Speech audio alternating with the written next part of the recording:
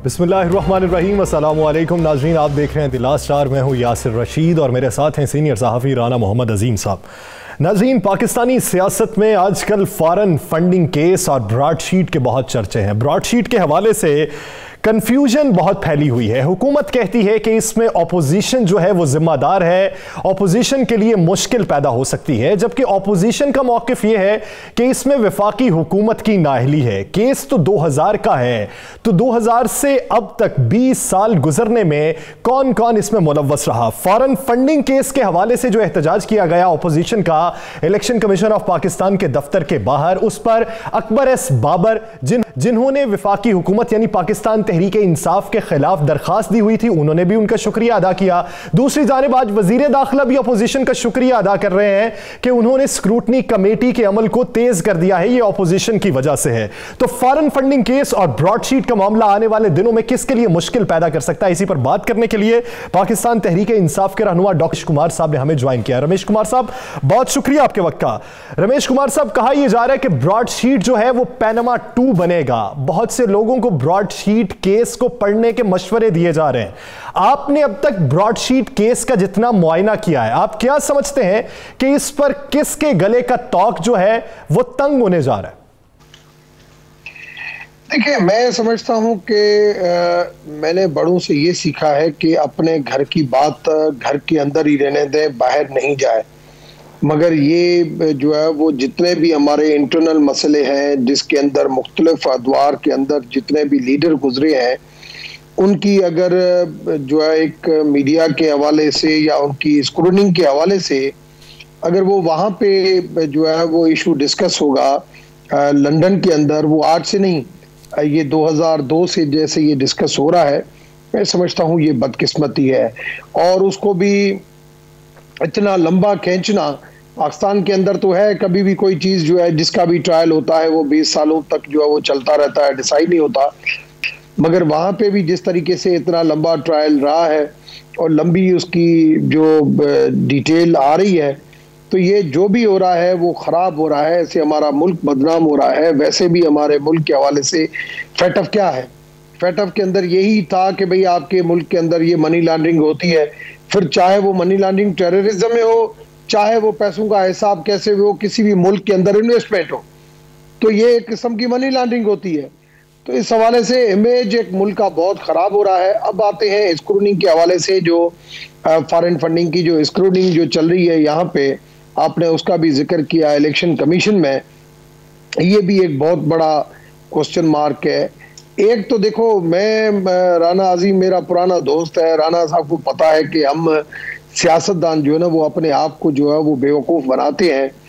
मैं माजी में भी ये बात करता था कि भाई MNA की इलेक्शन के ऊपर 10 लाख रुपए खर्चे की बात की जाती थी, फिर अभी 40 लाख खर्चे की बात की गई। कौन सा MNA है जो 10 लाख रुपए खर्चे में बनता है, या कौन सा MP है जो 5 लाख खर्चे में बनता है?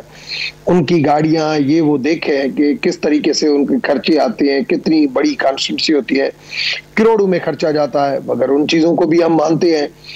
अगर पार्टी की बात की जाए तो मीडिया के ऊपर सिर्फ उनकी एडवर्टाइजमेंट का ही अगर हिसाब ले लें, फिर हर एक के ऊपर रखती हैं आप ये दो, आप ये दो।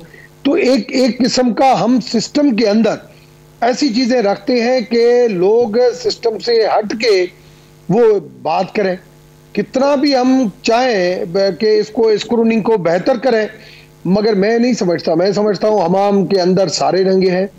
चाहे किसी भी पॉलिटिकल पार्टीज की अगर आप स्क्रूनिंग करेंगे, कोई भी पॉलिटिकल पार्टी आपको साफ नहीं मिलेगी। अगर माजी की चीज़ों को छोड़ के कोई MNA की ऐसी कॉन्स्टिट्यूंसी नहीं होगी जो उसने खर्चे दिए होंगे वो परफेक्ट तरीके से होंगे। मैं तो ये कहूँगा कि माजी को बुला के हिस्ट्री से सीखे, अगर आप इन चीज़ों के अंदर बेहतरी चाहते हैं तो आए मिल के आगे एक रिफॉर्म करें। जैसे 2017 रिफॉर्म आया, इस तरीके से 21 रिफॉर्म। रमेश कुमार साहब, आपने कहा कि आगे आके रिफॉर्म करें, इलेक्शन रिफॉर्म्स हो, सारा कुछ हो, इसके लिए तो अपोजिशन तैयार नहीं है। कई दफ़ा इजलास हुए, अपोजिशन आने के लिए तैयार नहीं है। आपने कहा कि इस हमाम में सब नंगे हैं, तो अगर वाकई मेरिट पे हुआ तो फिर तो पाकिस्तान की कोई सियासी जमात नहीं बचेगी। और अगर वाकई मेरिट पे हो गया, कोई सियासी जमात नहीं बची, तो क्या ये सियासी सिस्टम या जमहूरी सिस्टम रहेगा? देखिए, ये तो लार्जर स्केल के अंदर क्या फैसले होते हैं, मगर मैं आपको बताऊं इलेक्शन कमीशन जो है कोई भी पॉलिटिकल पार्टी के हवाले से इख्तियार नहीं रखती है कि वो डिसीजन कर सके। स्क्रूटनी कमेटी अगर किसी पॉलिटिकल पार्टी के हवाले से अपनी रिकमेंडेशन देती है, जितना एक्सपीरियंस उनको है, तो वो भी फाइनल डिसीजन के लिए सुप्रीम कोर्ट जाएगा, फिर उसके ऊपर डिसीजन सुप्रीम कोर्ट करेगी। मगर ये हिस्ट्री रही नहीं है, किसी भी मुल्क के अंदर ऐसी कोई हिस्ट्री नहीं रही है, नहीं पाकिस्तान के अंदर हिस्ट्री रही है। यहाँ तो आप देखें कि ये तो पॉलिटिकल पार्टी पूरे ढांचे की बात है। यहाँ तो एक MNA के ऊपर, एक मिनिस्टर के ऊपर भी पाकिस्तान के अंदर अगर कोई क्वेरी आती है तो उसका भी केस 2-2, 2.5 साल चलता है, जब तक वो 5 साल उसका टेन्योर पूरा हो जाता है। तो हमारे पास सिस्टम ही नहीं है कि उसको बेहतर तरीके से चला सके। डॉक्टर रमेश या कुमार बेहतर साहब, आपने तरीके कहा से कि माजी की गलतियों से सीख के हमें मुस्तकबिल के लिए कोई फैसले करने चाहिए। फैसले कैसे होंगे जब वजीर आजम साहब की जानिब से हर काबीना इजलास में ऑपोजिशन को हर मामले पर एक्सपोज करने की बातें की जाती हों, तब तो इल्जामात ही फिर दूसरी जानिब से लगेंगे, एक मेज पे कैसे बैठ सकते हैं?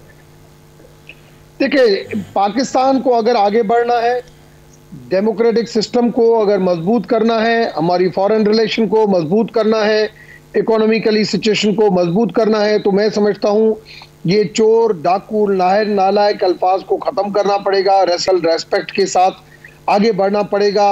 अब वो वक्त चला गया कि जो हम कहें कि 2 साल के 2.5 साल के बाद कि ये माजी के ये इश्यूज थे जिसकी वजह से हमें ये भुगतना पड़ा है, वो चीज़ अब हजम नहीं हो सकती। तो इससे अच्छा ये है कि माजी की गलतियां हैं, जो भी है, माजी की पॉलिसियां गलत अगर नहीं होती तो पाकिस्तान का ये जो है वो हाल नहीं होता। मगर उसका कसूर जो है वो हम 5 साल की नून लीग की गवर्नमेंट या 5 साल की पीपुल्स पार्टी गवर्नमेंट को नहीं दे सकते हैं। उसको ये जरूर दे सकते हैं कि उसने भी अपने टाइम के अंदर नैब हो, इलेक्शन कमीशन हो, जुडिशरी सिस्टम हो, जो रिफॉर्म लाने चाहिए थे वो उन्होंने नहीं लाए। मगर ये जो सिस्टम चल रहा है, जो सिस्टम बेहतर नहीं चला है, वो पाकिस्तान की हिस्ट्री में देखिए कि कभी भी बेहतर नहीं चला है। जब भी चला है ऐसे चला है। मैंने अपनी इस पॉलिटिकल लाइफ के अंदर 99 से मैंने अपने पॉलिटिकल कैरियर का जो शुरुआत की है, मैंने अगर पाकिस्तान के अंदर कोई अच्छा पीरियड देखा है तो वो 99 से 2002 वाला देखा है।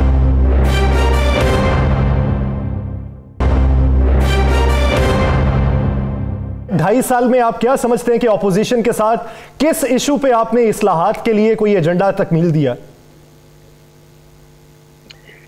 पहली चीज तो ये कि पहले दिन से एक जो रेस्पेक्ट का जो मयार था वो पार्लियामेंट की एथिक्स से हट के बात की गई अपोजिशन की तरफ से। उसके बाद जो है वो जैसे कि तैसा वो एक कल्चर शुरू हो गया, जो गाली गलौज का जो कल्चर था, पहले एक की तरफ से फिर दूसरे की तरफ से।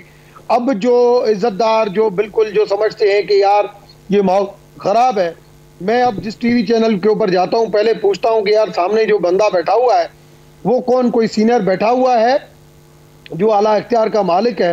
तब मैं टीवी चैनल पे अगर देखता हूं कि वो सामने गाली देने वाला बैठा होता है तो मैं कहता हूं कि यार मुझे माफ कर दे, क्योंकि मेरी तरबियत जो है वो नहीं मेरे माँ बाप ने ऐसी की है, नहीं मेरे उस्तादों ने ऐसी की है, तो मैं उस चैनल पे ही नहीं जाता। मैं देखता हूं कि सर आपको लड़ाने में मजा। तो बात यह है कि इज्जत आदमी के अपने हाथ में होती है। आज भी डॉक्टर रमेश साहब, आपने बड़ी सख्त बातें कर दी, उसमें आपने अपनी पार्टी के मतलब भी कह दिया कि माहौल को चेंज करना। तो कौन करेगा चेंज? पहल तो हुकूमत की तरफ से होनी होगी ना, पहल तो हुकूमत को करना पड़ेगी। तो क्या आपकी पार्टी, आप हुकूमत में है, इस माहौल को तब्दील करने के लिए कुछ कर रही है? देखिए राना साहब, आपके साथ हमारी पहले भी बैठक होती थी। मैं कहता था कि इस पाकिस्तान को बेहतर करने के सोसाइटी के बहुत सारे लोग, जिसमें मीडिया भी है, सिविल सोसाइटी भी है, जुडिशरी भी है, इंडिपेंडेंट इदारे भी हैं, एनजीओ भी हैं, हर बंदे को अपना एक रोल इख्तियार करना पड़ेगा। क्योंकि पाकिस्तान को बेहतर करने के लिए, जैसे मैं आपको मिसाल दूं मीडिया का, मीडिया को सब पता है, आपको सारा पता है, PFU को सारा पता है कि कौन से लोग कौन सी पॉलिटिकल पार्टी के अंदर हैं जो आला अखलाक के मालिक है।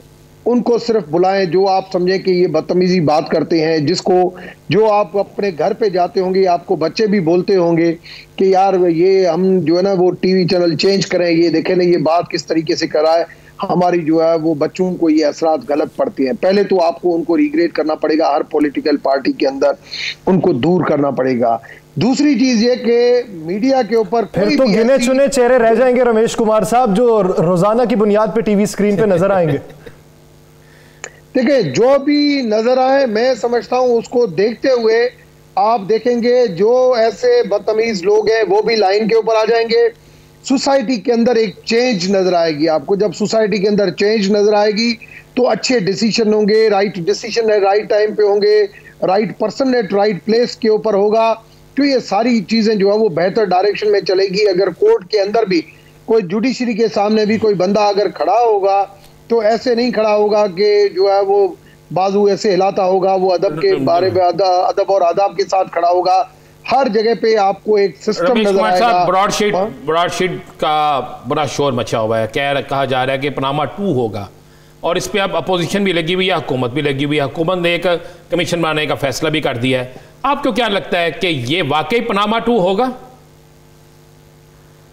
देखिए, अगर पनामा 2 की बात की जाती है तो कि भाई ये पैसे कुछ भी हो सकता है, मगर बात यह है कि फिर शहजाद अकबर साहब के टाइम के ऊपर जो मेजर जो पेमेंट्स हुई है फिर वो भी उनके बारे में भी सारी बात होगी। मैं समझता हूं जितना गंद जो है उस सारे गंद को आप साइड में करके अगर आप मुल्क के फ्यूचर के हवाले से इस वक्त दुनिया के अंदर एक इंटरनेशनल पॉलिसी जो बाइडेन की वजह से चेंज होने जा रही है और आपने देखा है कि डेमोक्रेट्स जो है वो हमेशा अपने मुल्क से ज्यादा दूसरे मुल्कों के ऊपर नजर रखते हैं। रिपब्लिकन जो है वो हमेशा अपने इंटरनल इश्यूज के ऊपर नजर रखते थे। ट्रंप कुछ भी जबान से भली बोलता हो मगर ट्रंप की जो पॉलिसी थी वो और मुल्कों के अंदर इंटरफेरेंस कम होता था। तो हमें अभी बहुत गौर और फिक्र करना चाहिए। एक तरफ गल्फ कंट्रीज का मामला है, दूसरी तरफ अभी ईरान का जो जौहरी वायदा है वो रिन्यू होता है नहीं होता है, तीसरी तरफ कश्मीर का इशू है, चौथी तरफ जो है ये सिटीजन एक्ट की वजह से इंडिया की जो एक सेकुलरिज्म क्वेश्चन मार्क है। हमें उन चीज़ों को फोकस करना चाहिए। हमें कंसेंसस के साथ हमारी फॉरेन कमेटीज जो है वो एक जो है एक डॉक्टर साहब बुनियादी सवाल तो ये ना कि अगर अंदरूनी तौर पर आप मुस्तहकम होंगे तो फिर बैरूनी तौर पर भी तो आप इकदाम उठा सकते हैं ना। जब अंदरूनी ही इंतशार का शिकार हो तो फिर बैरूनी सतह पर नजर कहां जाएगी? आप भी मुख्तलिफ हुकूमतों में रहे, क्या आप ये समझते हैं कि ब्रॉडशीट वाला जो केस है वो किसी ना किसी तर्ज पर किसी ना किसी के लिए कोई खतरे का बायस बन सकता है? और आइंदा के लिए आप जब हुकूमतों में रहे तो आइंदा के लिए बेहतरी के लिए क्या काम हुआ था? पहली चीज तो ये कि ब्रॉडशीट केस जो है वो आपको अभी 2-4 दिन मीडिया के ऊपर नजर आएगा। उसके आगे जो है वो ब्रॉडशीट केस आपको आगे नजर नहीं आएगा।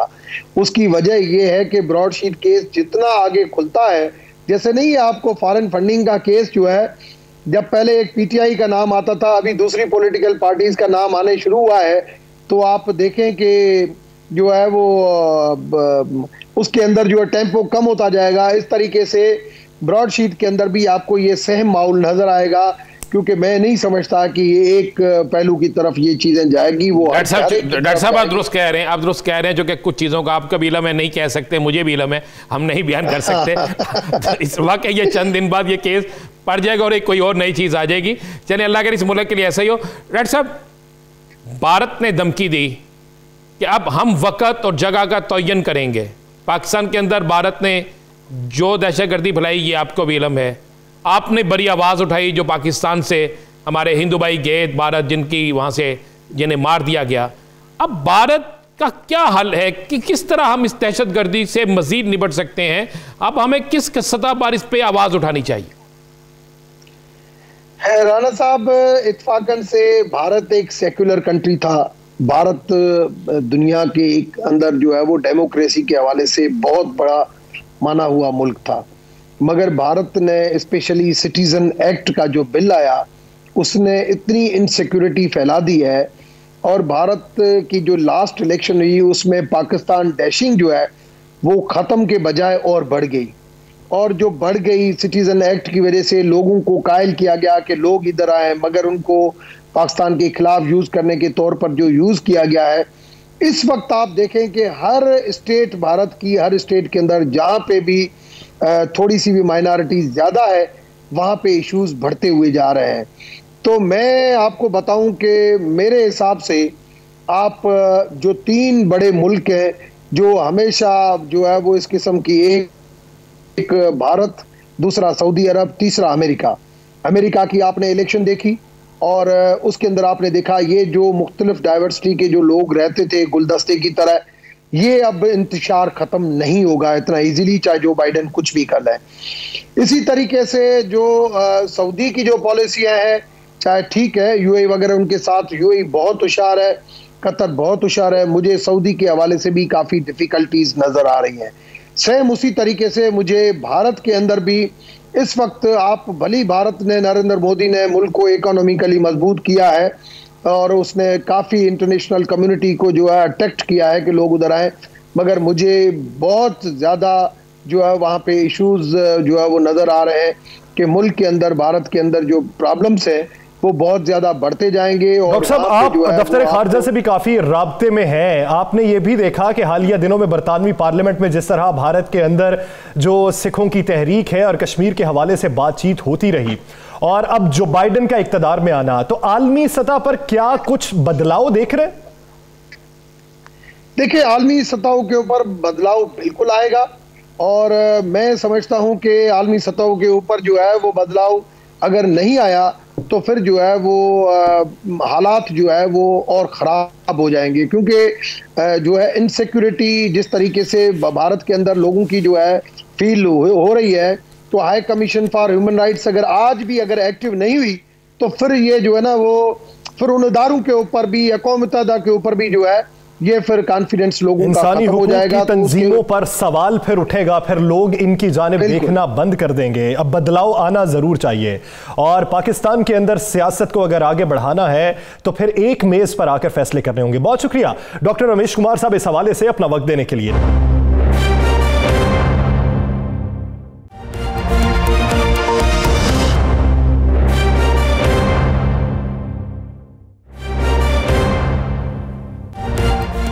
Welcome back. नाज़रीन, पीडीएम बनी, मौलाना उसके सरबराह बने, तो बाद में पीडीएम के अंदर भी इंतशार शुरू हुआ एक बयानिए को लेकर, लेकिन उसके साथ साथ मौलाना की अपनी जमात में भी उन्हें इख्तलाफात का सामना करना पड़ा। नतीजा क्या निकला वो सब जानते हैं। बेशतर रहनुमा जिनकी रुकनीत मुअत्तल कर दी गई और उनका अपना मौक़िफ़ ये है कि हम जमीयत उलमा इस्लाम पाकिस्तान के रुकन हैं और हमारी रुकनीत मुअत्तल नहीं हो सकती।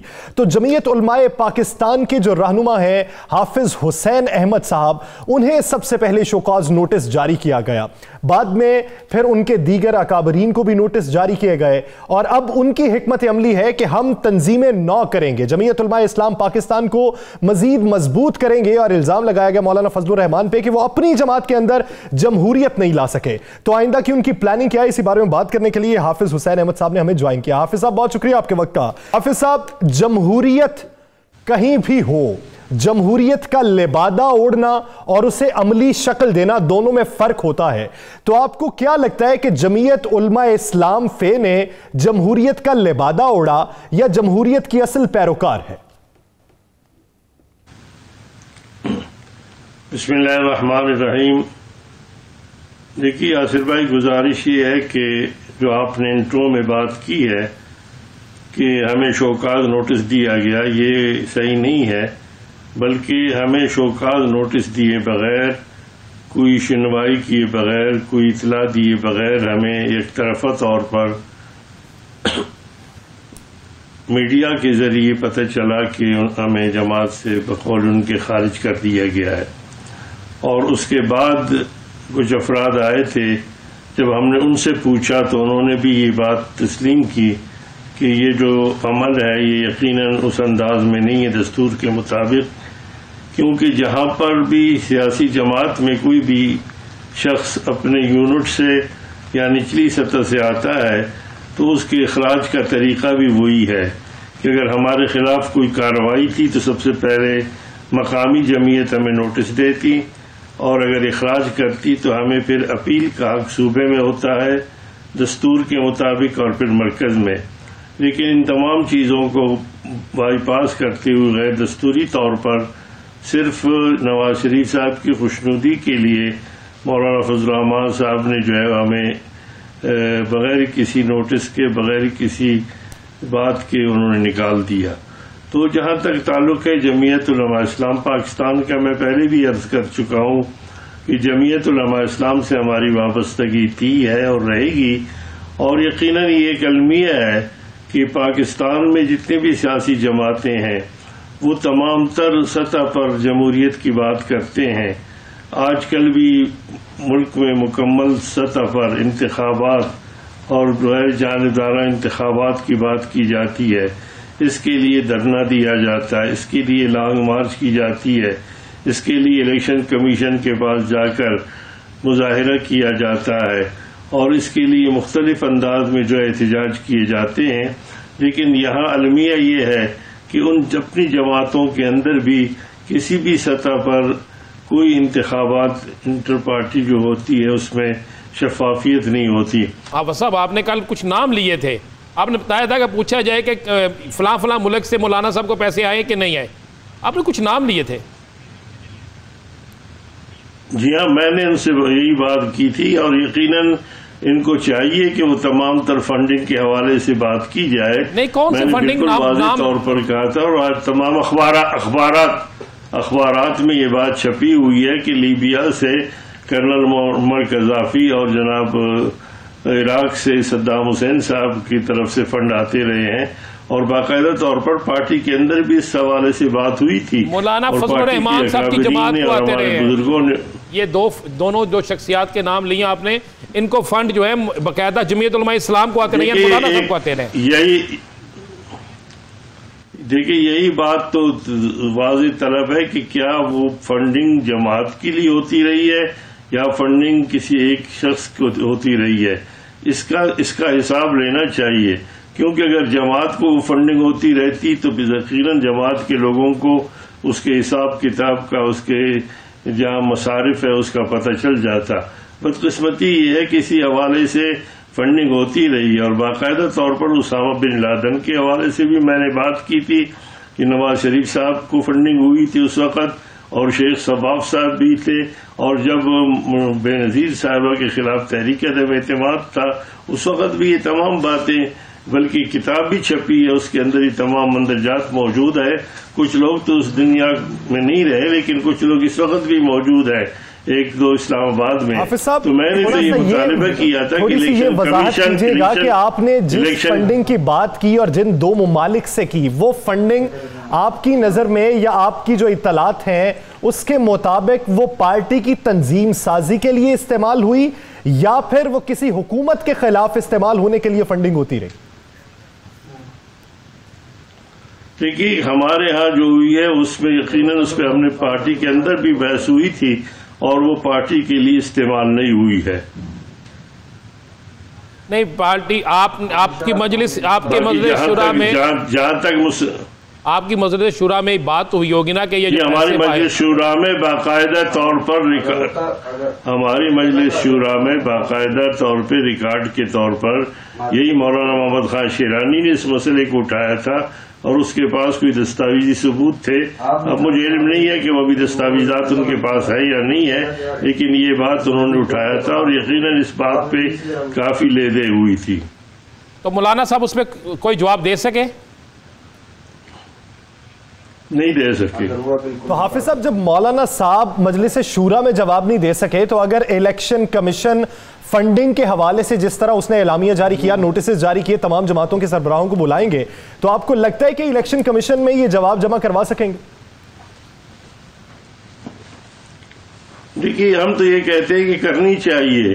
यकीनन अगर वो लोग गए हैं तो उनको चाहिए कि वो जितने भी पार्टियां हैं वो अपना हिसाब किताब दे दे और इलेक्शन कमीशन को चाहिए कि वो सिर्फ खानापुरी के हवाले से बात न करे बल्कि इसके लिए तहकीक करे और तहकीकात के हवाले से यकीनन उनको ऐसे तमाम तफसीलात मिल सकती हैं किसी भी सतह पर।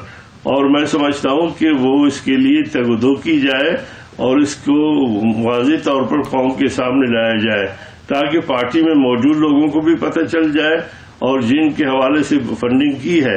या दो मामलात है, एक वो है कि जो पाकिस्तानी फंड करते हैं, जो पाकिस्तानी बैरून मुल्क रहते हैं, जाहिर है कि वो अपने घर वालों को भी बेचते हैं, लेकिन बाद ऐसे हैं कि जिस तरह लीबिया और उसकी मैंने बात की वहां पर पाकिस्तानियों ने नहीं भेजे हैं।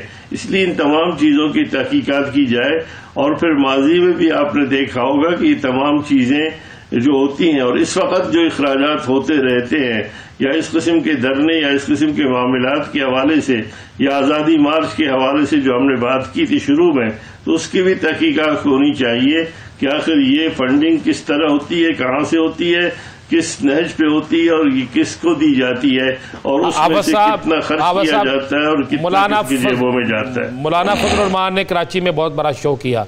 अब आपकी जो जमात है, आप भी इसी महीने में कोई बड़ा इजलास करने जा रहे हैं, कब इजलास करने जा रहे हैं और इस इजलास में क्या तादाद बढ़ेगी या वही जो लोग आप हैं वही होंगे?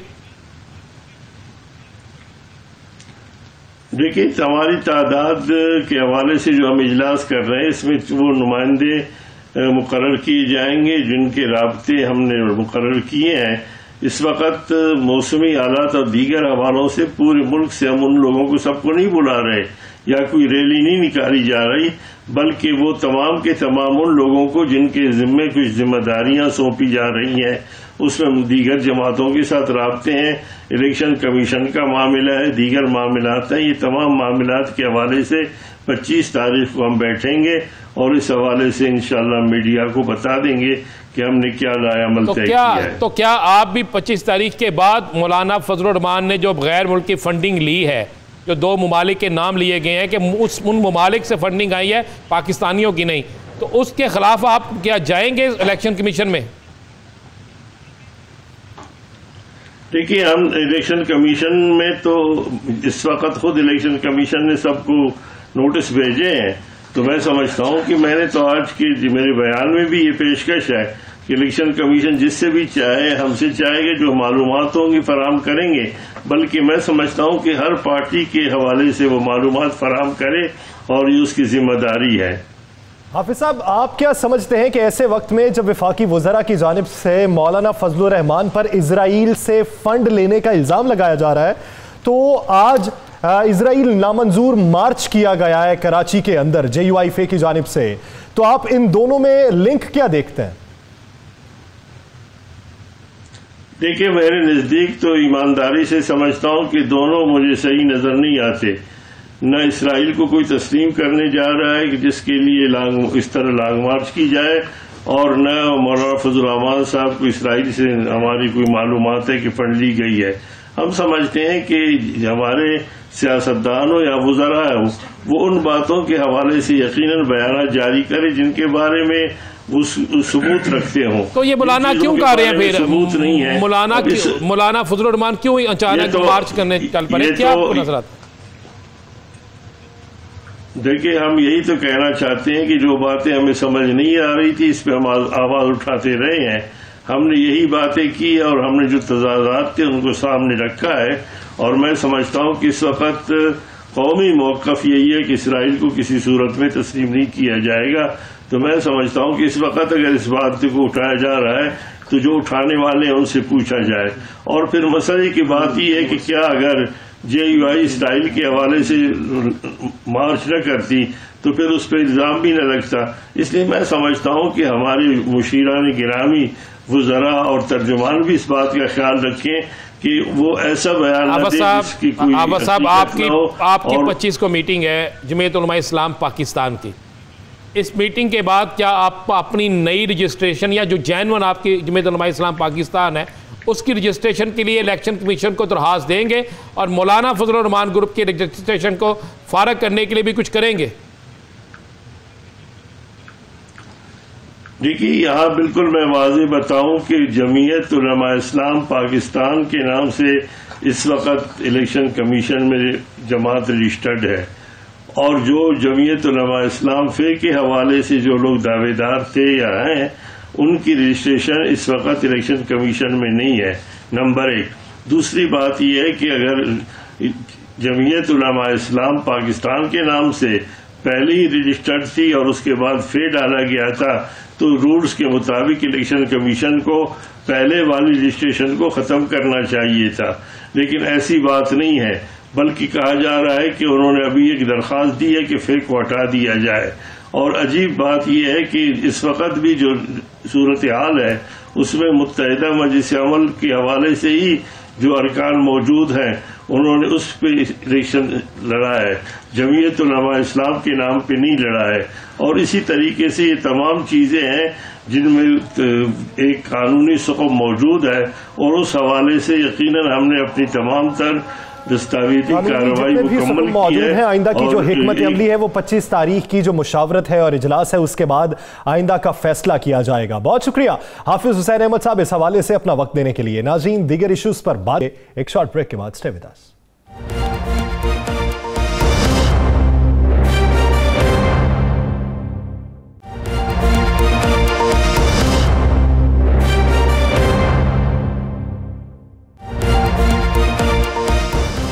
Welcome back. नाज़रीन, ये मौसम है तहकीकात का।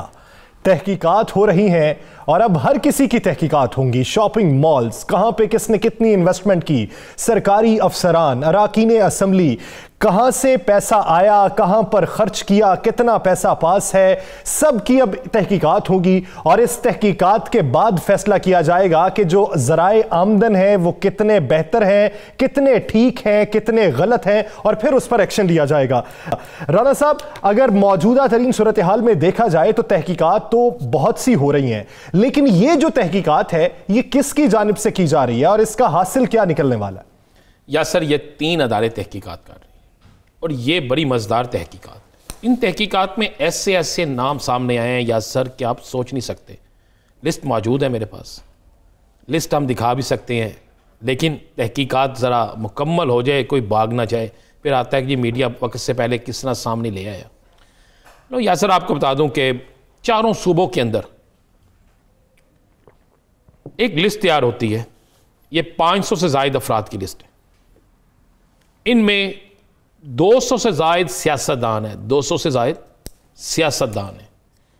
इसमें तकरीबन 211 या 12 इतनी तादाद सरकारी अफसरान के। ये मैं ऊपर वाले कह रहा हूँ। कौन से ग्रेड थे? ये ग्रेड 21 से लेकर 16 से लेकर ग्रेड 21 तक। और इसमें कुछ लोग तो ऐसे हैं, बड़ी मजे वाली बात है, इसमें कुछ लोग ऐसे हैं जो ग्रेड 7 से हैं, लेकिन उनके पास कितनी रकम है आपकी मेरी सोच नहीं है। अच्छा, इसमें माजरत से आजकल आप कहेंगे आप अपने सहाफ़ियों के पीछे क्यों पड़ गए हैं, मैं उनके पीछे पड़ा हूँ जो 2 नंबर सहाफ़ी हैं। इसमें 6 बड़े एंकर और कुछ सहाफ़ियों के नाम भी शामिल हैं। ये लिस्ट जो बनी है, इस लिस्ट में हुआ क्या है, उसमें देखा गया कि जनाब बाकायदा एक इन्वेस्टिगेशन हुई कि ठेकेदार माफिया जो है, इनको इतने इतने बड़े ठेके कहाँ से मिलते हैं, कंट्रैक्टर जो है इनको इतने इतने बड़े काम कहाँ से मिलते हैं, इनके पास पैसे कहाँ से आते हैं। उनमें से कुछ लोगों को चेक किया गया, फिर उनके अकाउंट से रकम निकल के कहाँ जाती है, फिर वो किन किन के नाम की क्या क्या चीज़ें लेते हैं, उनके पाकिस्तान से बाहर किस तरह अकाउंट है, किस तरह होता है। तो पता चला जनाब के बहुत से सियासतदान, मौजूदा साबिका वजीर, साबिका मशीर, साबिक MPA, मौजूदा MPA, MNAs, उनके ऐसे निकले हैं जिन्होंने बड़ी इन्वेस्टमेंट की हुई है। किन में? मुख्तलिफ टाउन्स के अंदर। मजे वाली बात, हाँ, टाउन्स के अंदर। लाहौर, मैं आपको एक बता दूं, लाहौर और शेखुपुरा, इसकी हदूद में एक बहुत बड़ा हाउसिंग प्रोजेक्ट है। पता चला जी एक हाजर सर्विस एडिशनल IG उसमें पार्टनर है, हाजर सर्विस एडिशनल IG। पता चला जनाब के 6 DIG जो हैं उन्होंने मुख्तलिफ हाउसिंग सोसाइटियों में अरबों रुपए लगाए हैं, करोड़ों नहीं लगाए। और उनका काम क्या है, आगे किसी और को किया हुआ है, फ्रंट मैन कोई और है, पीछे कोई। फिर पता चला जनाब कि कई पटवारी जो हैं वो किन के कहने पे लगते हैं, फिर वो इन्वेस्टमेंट किस तरह करते हैं, किन की बेगमात के नाम, किन के सालों के नाम, किन के मुलाजमीन के नाम कितनी कितनी प्रॉपर्टी है। जनाब 1300 प्रॉपर्टीज ऐसी हैं, 1300 प्रॉपर्टीज मैं कह रहा हूं। KPK, बलोचिस्तान, सिंध और पंजाब तो कमाल कर गए ना, इसमें दोनों ये सूबे तो कमाल ही कर गए कि इनमें 1300 प्रॉपर्टीज ऐसी हैं जिनके मालकान वो हैं जो शायद 5000 रुपये वाला स्टाम्प भी ना खरीद सके, लेकिन पीछे उनके कोई और खड़ा है, पापड़ वाला, फलूदे वाला टाइप। बिल्कुल इसी तरह ये वो प्रॉपर्टीज हैं जो अभी तक मंजर आम पे नहीं आई। उसके बाद पता चला जनाब कि सरकारी अफसरान जो है उनकी सारी पेमेंट भी मुख्तलिफ हाउसिंग सोसाइटी ठेकेदारों के पास मौजूद है। और वो करते क्या है, वो यहां से पेमेंट भेजते हैं। मजे वाली बात है कि सिस्टम बड़ा अच्छा है यार सर, यहां पे कराया जाता है हवाला। बाहर हवाला करा दिया जाता है, यहाँ पे जनाब ये 50 करोड़ रुपया यासर मिसाल के तौर पे आपको मैंने यासर को दे दिया। बाहर से एक शख्स जो है बड़े तरीके से पैसे अकाउंट में भेजता है, वो कानूनी तरीके से इनके अकाउंट में आते हैं, जिससे ये उधार भी समझ सकते हैं, कोई और समझ, जो इनके पास कानूनी एक तरीक़ेकार है, फिर वो उन साहब के पास जाता है। ये होता है।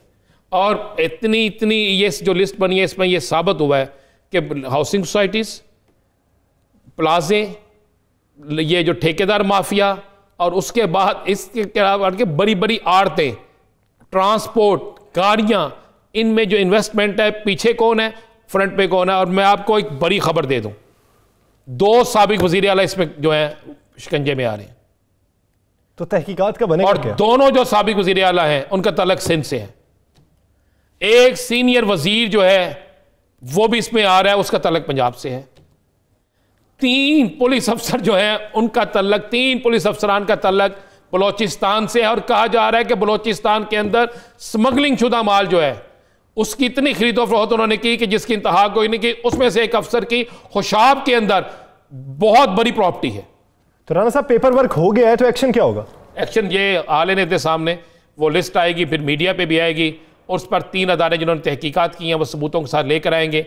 कौन FIA में, FIA उसके किसके खिलाफ करती है, एंटी करप्शन किसके खिलाफ करती है, और नैब किसके खिलाफ करती है। ये तीन तहकीकाती इदारों ने अभी तक जो तहकीकाती रिपोर्ट मुरतब की है, 600 से ज़ायद ये सरकारी अफसरान और साबिक और हाजिर सर्विस इस वक्त अफसरान भी इनमें शामिल हैं, और इसके साथ साथ ब्यूरोक्रेट्स भी हैं और सियासतदान भी हैं। तो देखते हैं भी हैं, अपनी सहाफ़ी भी हैं, जो मर्जी हो। खाल, मैंने उस दिन बात की थी कि खाल उधेड़ देनी चाहिए जो इस तरह के जराए से इस तरह के पैसे कमाता है और कौमी खजाने को नुकसान पहुंचाया जाता है।